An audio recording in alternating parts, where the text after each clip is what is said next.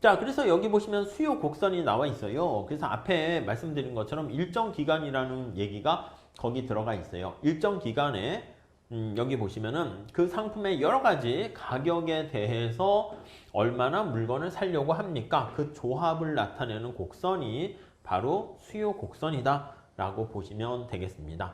가격이 앞서 말씀드린 것처럼 뭐 400원일 때 뭐 18개를 구입하려고 한다. 이런 식으로 점차 가격이 떨어지고 있는, 여기 보시면 가격이 있는 상황인데요. 그 가격에 대응돼서 너 몇 개까지 사려고 하니? 그걸 나타낸 거야. 가격이 이렇게 350, 300 떨어지니까 소비하려는 양이 어떻게 돼요? 점차 증가하는 거 이해되시죠? 여기 나와 있는 것처럼 이걸 따라서 점차 소비량이 증가하게 되고요. 그걸 나타낸 곡선이 바로 수요 곡선이다. 이렇게 정리를 하시면 될 것 같습니다. 아셨죠?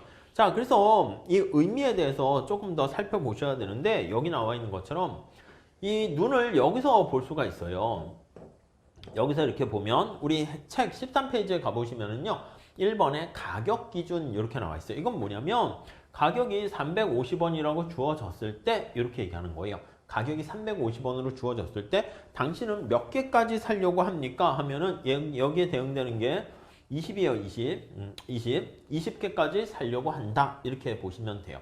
그래서 요거 1번 시각으로 해서 가격을 기준으로 한다라고 하면요. 이게 수직축을 기준으로 하는 겁니다. 그러면 우리가 요거 생각할 때는요. 가격이 얼마로 주어졌을 때, 기본 가격이 얼마로 주어졌을 때 저는요.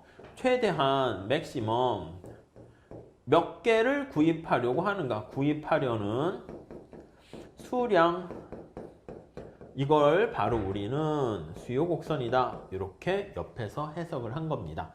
자, 반면에 우리가 거기 보시면 수량 기준 이렇게 해놨습니다. 수량 기준은 요거 2번 해가지고 수량은 어떻게 돼요? 수평축에 나와 있는 게 바로 수량 아닙니까? 수량 기준 이렇게 돼 있어요. 여기 수량 이렇게 있습니다. 자, 이거는 바로 밑에서 올려다본 높이를 얘기하는 거야. 높이 이렇게. 그쵸? 눈을 밑에서 보게 되는 거잖아. 그러면 뭐가 주어져 있습니까? 하면은 주어진 수량에 대해서 그 뜻이에요. 수량이 얼마 이렇게 주어져 있는 상태에서 이 높이를 뜻하는 것은 무엇입니까? 라고 하면요. 색깔을 이렇게 한번 할게요. 수요 곡선의 높이를 해석하는 것인데 수요 곡선의 높이를 해석하는 거예요. 높이는 주어진 수량에 대해서 당신은 얼마나 최대한 돈을 지불할 의사가 있습니까? 그걸 나타내요. 앞에서 썼던 willingness to pay 이거를 뜻한다 라고 보시면 될 것 같습니다. 이해하실 수 있으시겠죠? 당신은 최대한 얼마까지 돈을 낼 생각이 있습니다. 이렇게 정리하시면 되겠습니다. 자, 그래서 우리가 이 의미를 보시면 소비량이 점차 증가하게 되면 높이가 점차 감소하면 내가 최대한 지불하려고 하는 willingness to pay가 낮아진다. 이렇게 보시면 되겠죠. 무슨 말씀인지 아시겠죠? 그래서 우리가 이렇게 볼 수가 있어요.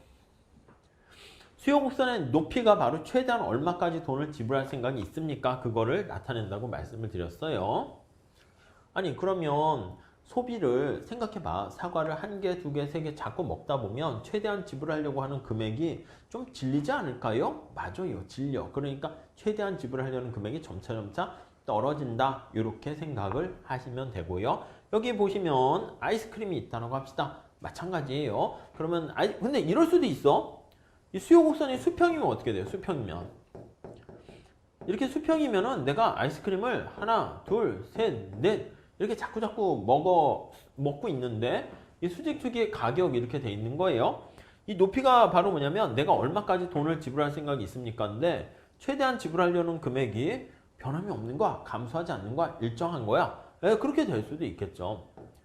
그래서 지불하려고 하는 금액이 이렇게 일정하게 될 수도 있어요. 저기요, 질문 있는데요. 이게 더 우상향할 수도 있나? 그럴 수도 있지. 그러니까 암기하시면 안 돼. 여기 보시면 어떤 재화가 있는데 그 재화가 뭐가 있을까요? 글쎄 뭐 마약 이런 거 생각해봐요.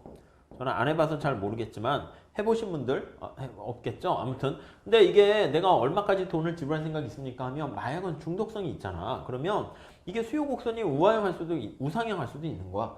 그러니까 처음에 마약을 하나 먹었을 때 아 뭐야 누가 이런 걸 먹어 이렇게 되다가 자꾸 맛들이게 되니까 중독되면 어떻게 돼? 최대한 지불하려는 금액이 이렇게 훨씬 더 높아지게 된다라는 것을 우리가 확인할 수 있게 됩니다. 아셨죠? 자, 그래서 근데 우리가 이제 보통 보면은 수평일 수도 있고 우상향할 수도 있고 그렇지만은 우리가 보통 얘기할 때는 어떻게 얘기합니까? 하면은 우하향한다라고 생각하시고 보시면 되겠습니다. 아셨죠? 자, 그래서 우리 요 개별 수요와 시장 수요 보면 주어진 가격, 여기가 가격이 이렇게 주어져 있습니다. 그랬을 때 갑이라는 사람과 을이라는 사람에 대한 한 달간의 사과의 수요량이 여기 나와 있습니다. 저기 보시면 갑이 몇 개 살려고 합니까? 18개 살려고 그러고 400원일 때, 350일 때는 220개를 살려고 그러고 300일 때는 24개를 살려고 그러고 이렇게 돼 있습니다. 자, 그런데 을도 있어요. 두 사람이 이제 경제에서 활동하는 사람이에요. 그래서 여기 주어진 가격에 대해서 갑이 소비하려는 양을 우리가 소문자로 씁시다. 이렇게 갑 이렇게 쓸게요. 갑 이렇게 있습니다. 갑 이렇게 있고 을에 소비하려는 양을 을 이렇게 돼 있는 거 알 수가 있습니다. 자, 그랬을 때 여기 마켓이라고 하는 시장 전체 소비량은 어떻게 됩니까? 라고 하면요. 아니 생각해봐. 가격이 400일 때요. 갑도 사과를 사려고 그러고 을도 사과를 사려고 합니다. 자, 그랬을 때 시장 전체 수요량은 Q 이렇게 표현을 하게 되면 갑이 소비하려는 양과 을이 소비하려는 양과 이거 두 개의 합으로 생각하시면 돼. 그러니까 가격이 400일 때는요. 18개 더하기 28개 해가지고 이렇게 보시면 되겠고 가격이 만약에 300으로 주어져 있으면 갑은 몇 개를 사려고 합니까? 하면 24개를 사려고 그러고 을은 주어진 가격에 대해서 34개를 사려고 그럽니다. 그럼 시장이 몇 개가 팔릴까요? 58개가 팔린다. 이렇게 보시면 되겠어요. 이해되시죠?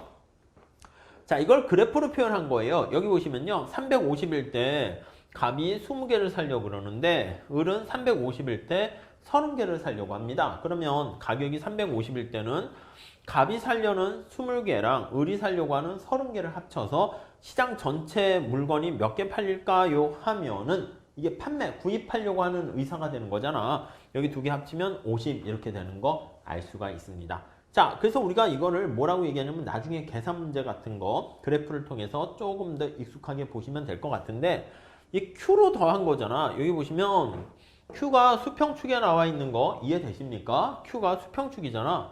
그래서 이렇게 Q로 더한다 이 얘기를요. 우리가 흔히 경제학자들이 뭐라고 이걸 얘기합니까? 라고 하면 수평의 합이다. 이렇게 얘기를 할 거예요. 수평의 합. 이거 계산 문제로 표현한다라고 하면은요. 수평의 합이기 때문에 옆으로 더하는 거예요. 그래서 이거를 먼저 첫 번째 시장 전체 수요량은 어떻게 구합니까? 라고 하면 시장 전체의 수요량은 Q로 정리합니다. Q로 정리해서 더해라 이렇게 더하는 게 바로 수평으로 합해라 이 뜻이 되는 거예요. 그러니까 Q를 정리해서 더한 다음에 그걸 다시 정리하게 되면 그게 바로 시장 전체 수요 곡선이다 라고 보시면 돼요. 요거는 나중에 계산 문제 통해서 몇 개 보게 될 거고요. 지금 상황에서는 요 그래프랑 요 표만 살짝 머릿속에 넣어두시면 충분할 것 같습니다.